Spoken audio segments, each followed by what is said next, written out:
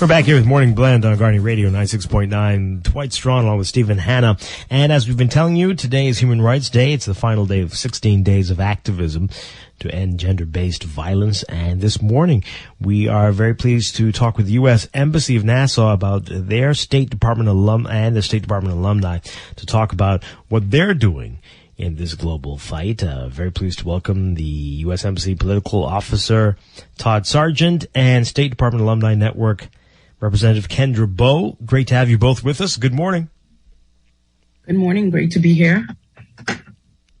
Wonderful stuff. All right, so let's talk about this. Todd, you can tell us about what you all are doing in the embassy to support local organizations as we are all seeking to bring about heightened awareness about global gender-based violence globally.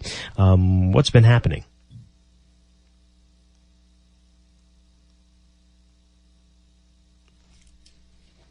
Is Todd muted? Okay, Todd, I think you're muted. Yes, there we go. All right. Okay, there we go. Can you hear me now? Yes, we can hear you now.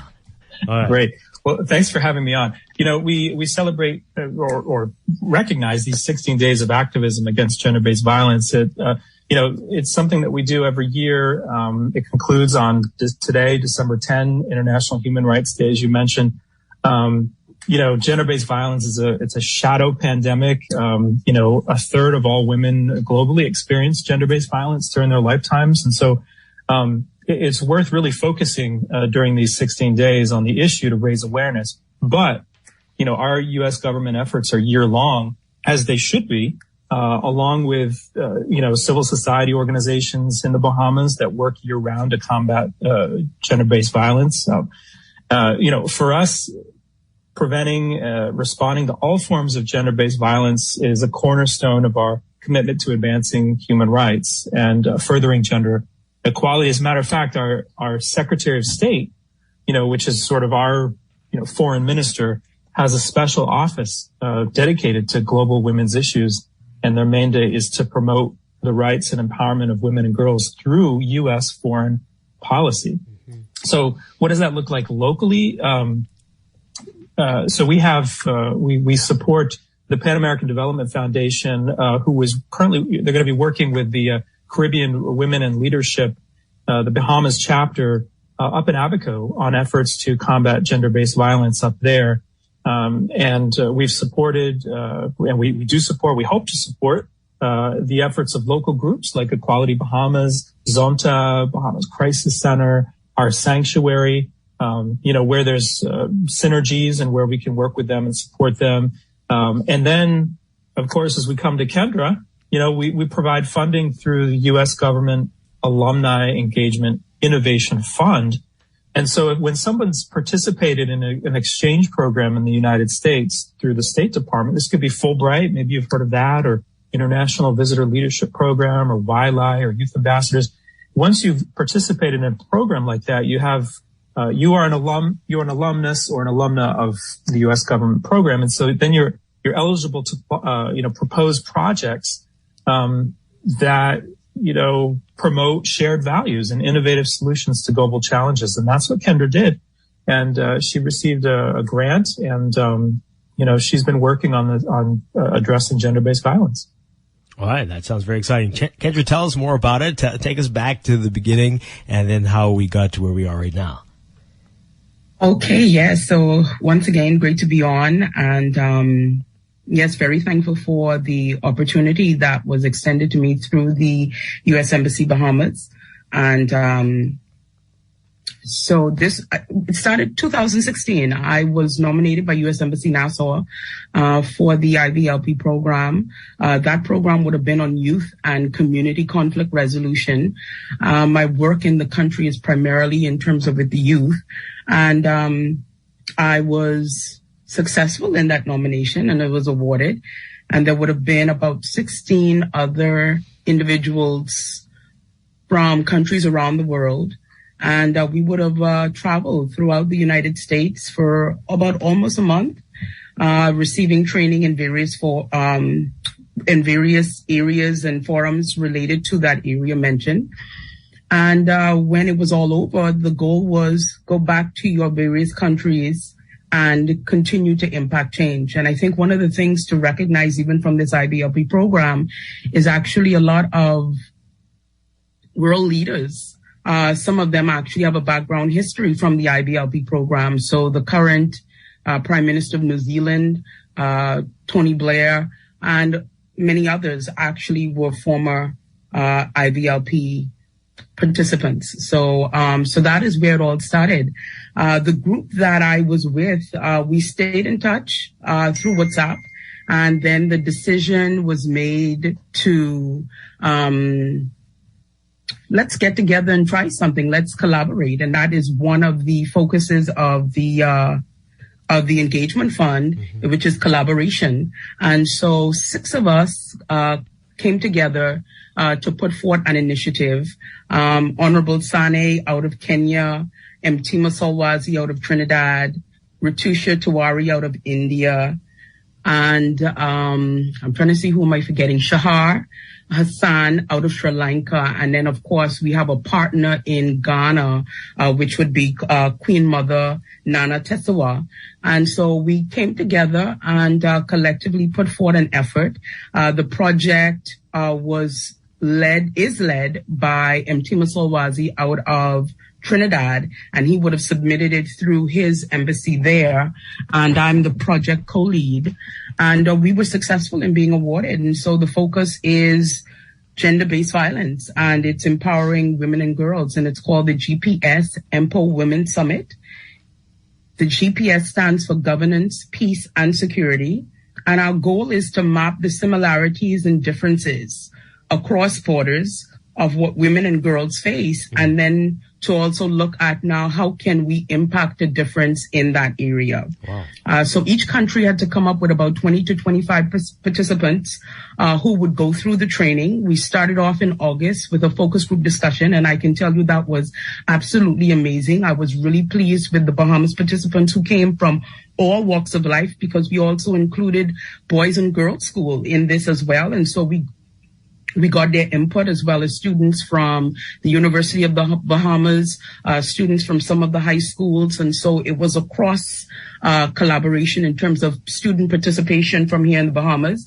So we got their views in the focus group discussion. And then later we held in November a 1-week workshop where we engaged them further and trained them based on the questions that were outlined in that discussion. And then coming up next year, April, we will have a global summit where all of the countries will be on at the same time. Wow, this is fascinating. Okay, so I want to get your views on the challenges we're facing here locally, and I guess compared to what you're seeing elsewhere.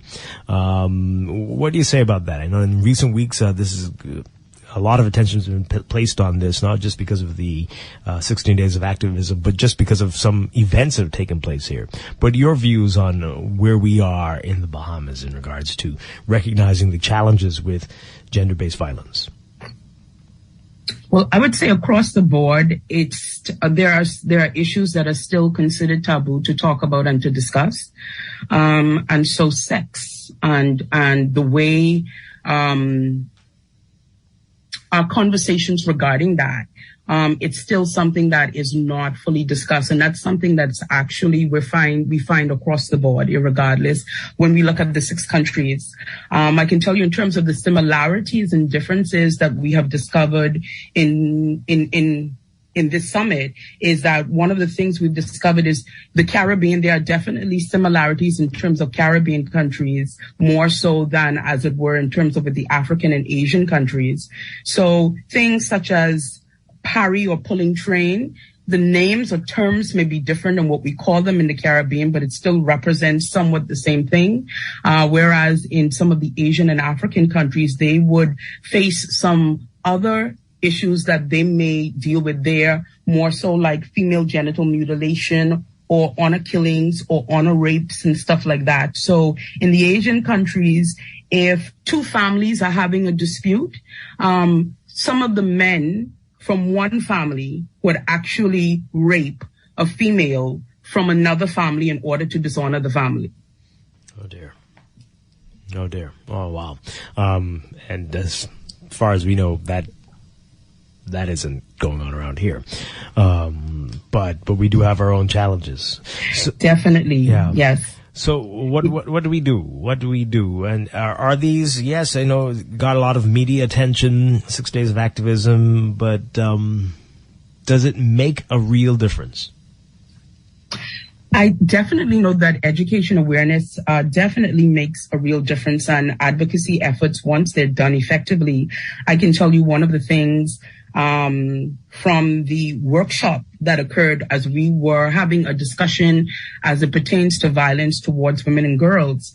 And so one of the young men in the workshop, he said, if girls would abide by the rules in terms of their school uniforms and wear them at the knee or below the knee, they would reduce the amount of violence that may occur or happen to them. Oh, gosh. And of course, the girls all responded and it was like, no, that has nothing to do with what we wear. And, we have a right to dress how we want and all of it.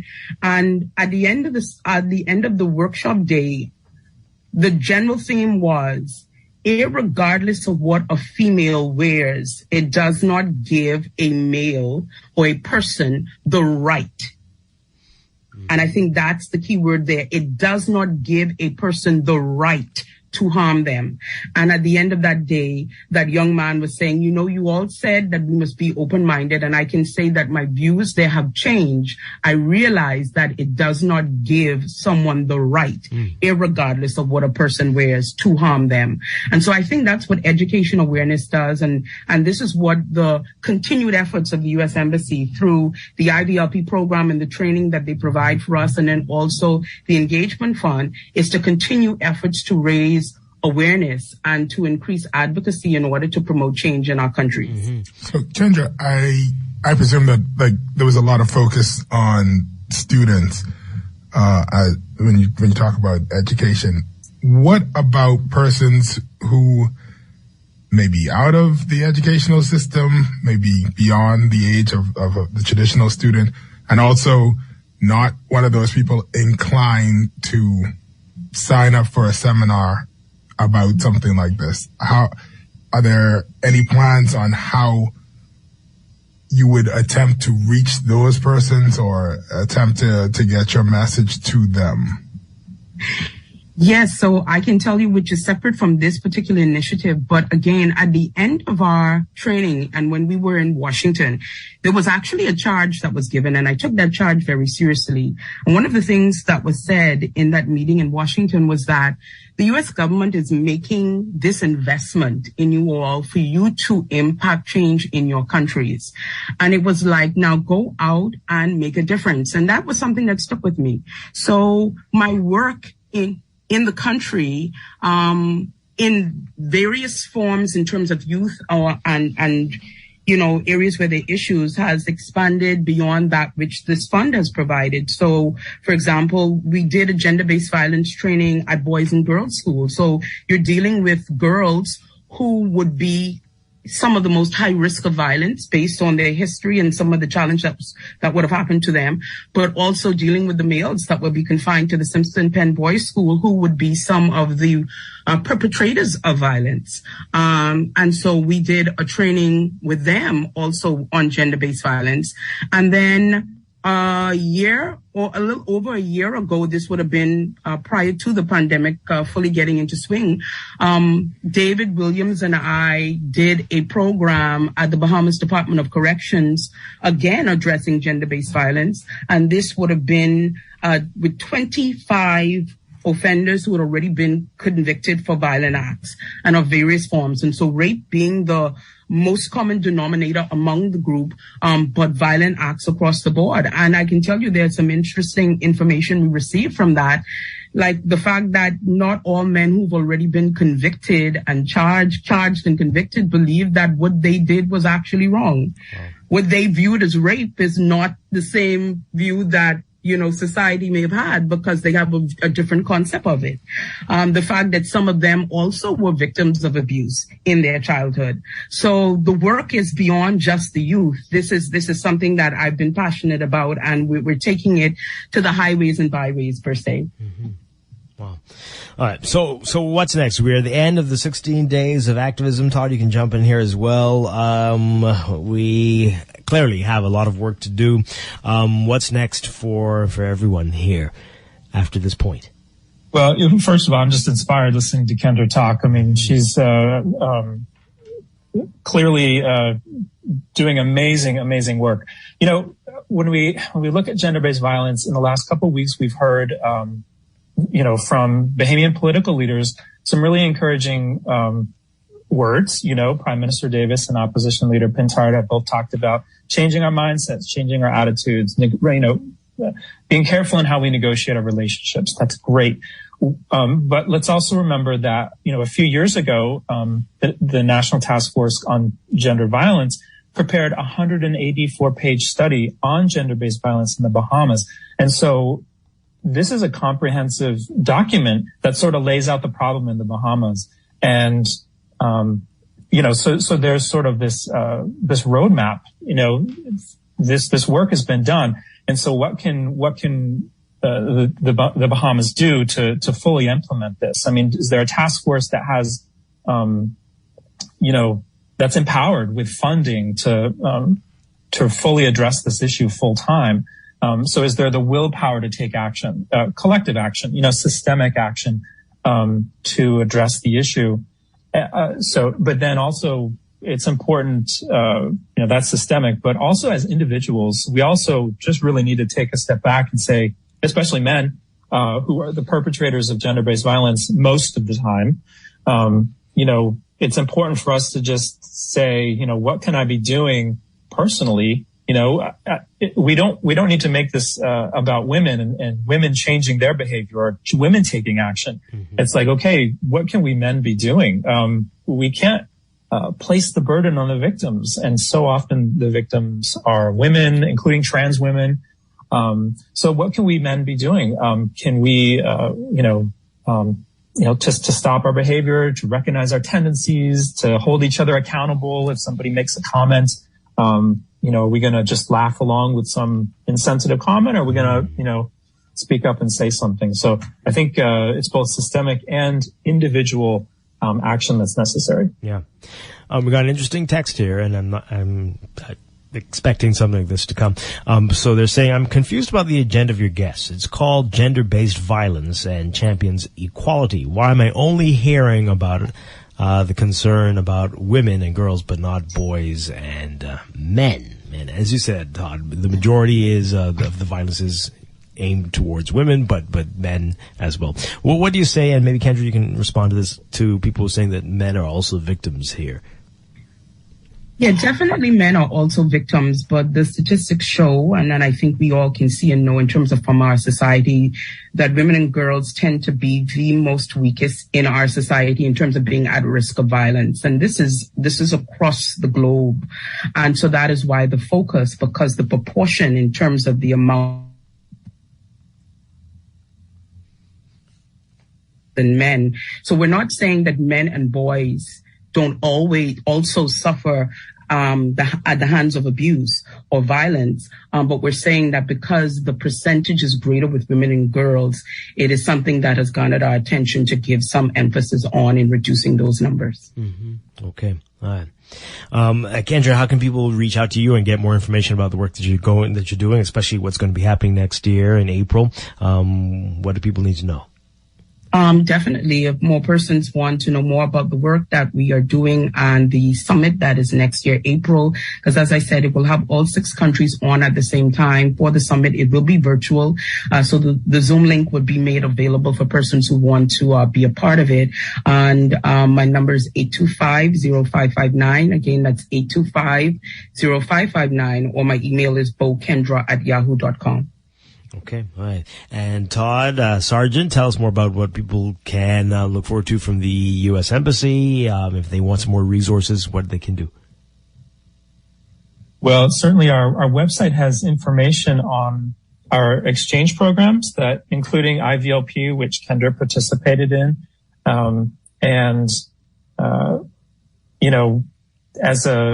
As a U.S. government, we have a number of documents that we're working on that are in development or will be developed to address gender equality, equity, and equality, and including a domestic U.S. national action plan.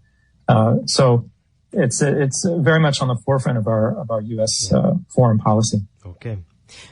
Thank you both for being here with us this morning. Todd Sargent with the U.S. Embassy and Kendra Bowe with the Alumni Network, the State Department Alumni Network. And again, happy International Human Rights Day to both of you and to everyone, as we are now at the end of 16 days of activism to end gender-based violence. Thank you again. Appreciate the conversation. Thank you, Dwight. Thank you. Thank you for being here.